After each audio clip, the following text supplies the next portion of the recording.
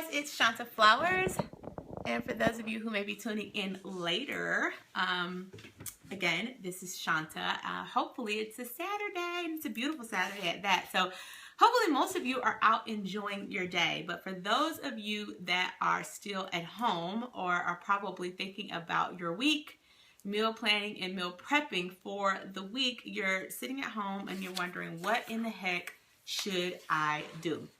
And normally that is me. I'm normally wondering, what in the heck should I be doing right now? And sometimes that can get really, really hard. Trying to meal prep and meal plan and get yourselves together. Hey, Jamie. And so I just wanted to give you some quick tips on what I do. Now, I'm not an expert. I'm not a nutritionist or a personal trainer of any type. I am just a mom and a wife that's trying to live healthy for myself and feed my family healthy meals and do the best that we can. Now, we've been on vacation for like 2 vacations in the last 3 weeks, 2 of which that we have pretty much just eaten what we've wanted to. Come prep ours too. Hey, Shauna. And eating, kind of what we wanted to eat. And I don't call that falling off track. I think a lot of us think that when we do something or we go out to eat or we go on vacation that we're falling off track. And I don't really like that term so much anymore. I think falling off track is when you just kind of completely just take a tumble down. So I think it's a difference between actually falling off track and, like purposefully eating what you want to. Hey, Erin. Hey, Adam. Just purposely eating what you want to. So honestly, when we were on the cruise, it was like a go for all, and I wanted all the fries. So I ate fries like every day. The good thing is I really didn't gain much on the cruise because cruise food isn't so great. So hey, Destiny. So I was able to kind of like keep that in check. But then, my dears, we went to New York and DC. And so, New York is like all the food, all the eats, right? Because they have every type of person and every type of food. So, I'm talking about Jamaican and Italian and Mexican and Chinese. Like, we went and ate those foods because I wanted to. I wanted to taste them as authentically as I could. And I know I could get them in those spots. And so I did eat them.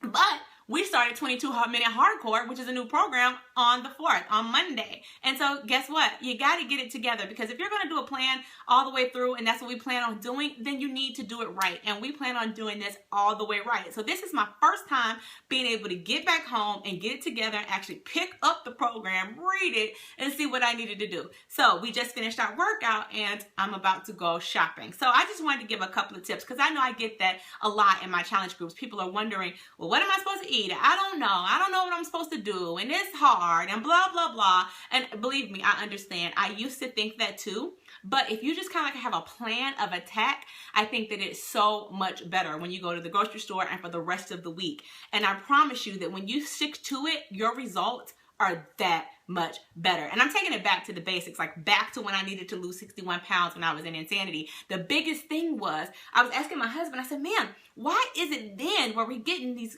amazing results? Like, they just seem to be so much better. And I come to realize, I was like, what are we doing differently? Because we're working out every day and, blah, blah, blah. But one of the things that we weren't doing is like being strict to the plan, like strictly adhering to a plan. We kind of like veered off and decided that we were going to do what we wanted to do. And decided we were going to do what we wanted to do, and that was no fun. So back to basics. So I just wanted to give you a couple of tips that you can use for you and your family to get it together. So number 1, have a stinking game plan, guys. You need to have a game plan, such as, what are you trying to do? Are there different things in your household? Are you trying to lose weight, maintain? What's happening in your household? Like, what are you trying to do? You need to physically write that out. Like, what are we doing here? How many days are you meal prepping and planning for? Are you shopping for? Are you doing this all out of the week? Are you doing this like, what are you doing? For how many days? Because you can't take it willy-nilly, by the hand. Just, I'm just going to do whatever, because you're going to get some, whatever results, right? And so how many days? How many meals each day? Are you doing a whole bunch of small meals? Are you doing 3 big meals? Are you doing intermittent fasting? That's when you start at a certain time and stop at a certain time. Like, what are you doing? You need to have a clear, concise vision on what you're doing that week or whatever, because we do it by the week. Some of you that can do it for longer than that, God bless you, but I need my food as fresh as possible. And for how many people? How many people are you doing this for? Your whole family? Is your family in on this? Like for us, it's me, my husband, my son, and my mom. So I have a 5-year-old, but he still eats what we eat. We don't cook him anything different, but I don't need as many portions for him. Does that make sense? But then I have my mom, and so just depending on, she has something different. But so we're all going to eat the same thing. I don't cook different food in this house. So what we have is what you're going to eat. But I have to know how many people, if that makes sense. And then I have a husband who has a 9 to 5. So guess what he has every day that's outside of the house? He has lunch. So I have to make sure that I'm preparing for the fact to make sure that we're making extra things so that he can take his food to lunch. Because if not, then he's going to work and then he's going out to eat, destroying his results. And who wants to do that? It's like, for what? It makes no sense. So you need to know those things. You need to write that game plan down. Like, what am I trying to do here? How am I trying to do it, And you have some people who are counters. Some of you guys are doing Weight Watchers and you're counting points. That might be easy for you. Some of you are using maybe MyFitPal or whatever it's called, fitness something, and you might be just tracking calories. Some of you are experts at macro, micro. Some of you are paleo and vegan. Whatever you got going on, you need to know. As for me, it is just easier for me. I did not have this time around, so I'm really excited is to just use these little containers, so that I kind of count containers. So I know how many containers for what, blah, blah, blah, blah, blah, all those type of things. I know exactly what I should be doing and how much. I just kind of fill it in and dump it out. So that's what makes it easier for me. But you do what makes it easier for you. And so you need to figure that out and have that plan. So I know exactly how many of those per day I'm supposed to have.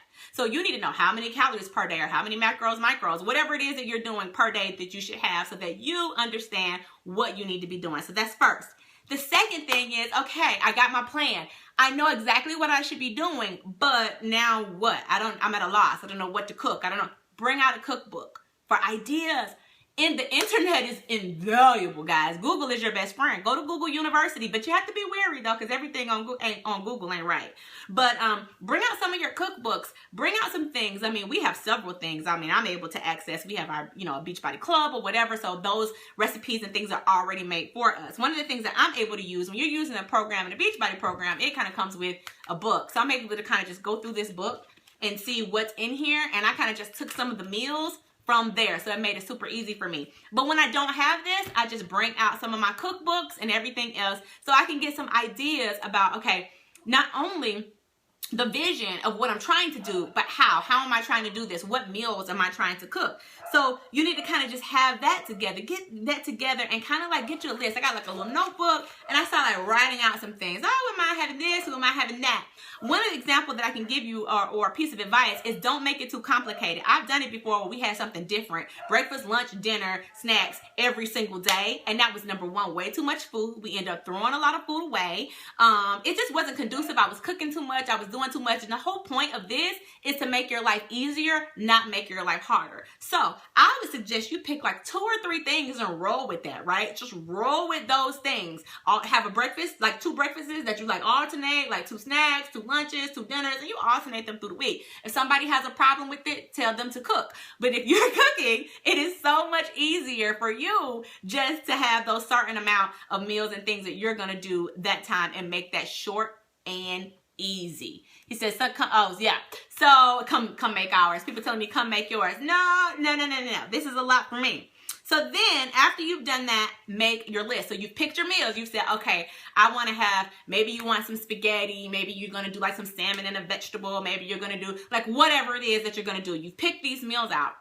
Now, from those meals, you need to do 2 things. Number 1, you need to look at all the ingredients. You need to go into your cabinet, into your refrigerator, into all that, and look and see what you already have. Because there's nothing worse than buying multiple things and spending more money. Because if you do this right, you should also be saving money. So go see what you already have. And then while you're looking, you might find a meal that you can scrape together with what you already have, So go look at that first. After you've seen what you have and what you don't have, then you can make your list about your essentials. Don't forget your essentials, your milk and eggs and certain things that you just have to have, and put those down in a list. Now you have your list. Up under that list, I always put the meals. Like I always say, okay, these are the meals. Now I don't have them by days because I'm not always that super organized, but I have them by what type of meal it is, like breakfast, lunch, you know, whatever. Now you don't have to follow that. That's just what I do because it makes it easier. And I'll have those things up under my list so I know what it is that I'm actually going to cook, right? So then you have that. Number 4, then you go grocery shopping. You actually go grocery shopping. My best bet, what I would tell you if you can, is always to use your local farmers market. We have a great one here in Atlanta.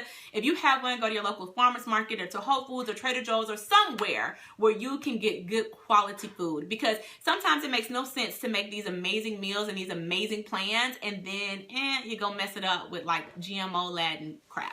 So I'm not a food Nazi. I'm just saying if you can, go do what you can to get the best food possible at the best place possible. You may be saying, well, Shanta, I don't have the money to do that. It costs a lot of money to do that. Well, if you are actually doing this, and guess what you're not doing as much of? Eating out. And so you're able to put that money back into your grocery list. Now, for me, I get to skip, you see me drinking my stuff. I get to skip one of those meals every day because I replace one with Shakeology. You may do that. You may not do that. You may have your favorite juice or smoothie or something that you do. That helps a lot because that takes one meal that you don't have to cook off the table. So it's about making it easier for you. And number 5, when you get all your stuff in, when you get it all in, then you prep. Then you prep. Because what happens and what can happen is if you get all this stuff and you got it and you're excited, and then every day you got to cook all this food and you're like, this wasn't what I thought. I thought they said that you should be. No, prep it. When you get home or another day, like it might be tomorrow for me, make it fun. Get your kids involved. Get your spouse involved. Turn on some music. Get you a glass of wine or a glass of Shakeology or water. Whatever works for you. Get in the kitchen. Make it fun. If your TV, whatever, get it on and then just start chopping. Chop, chop, chop. What do you have to do? Chop, skin, peel. You know, get all that stuff together.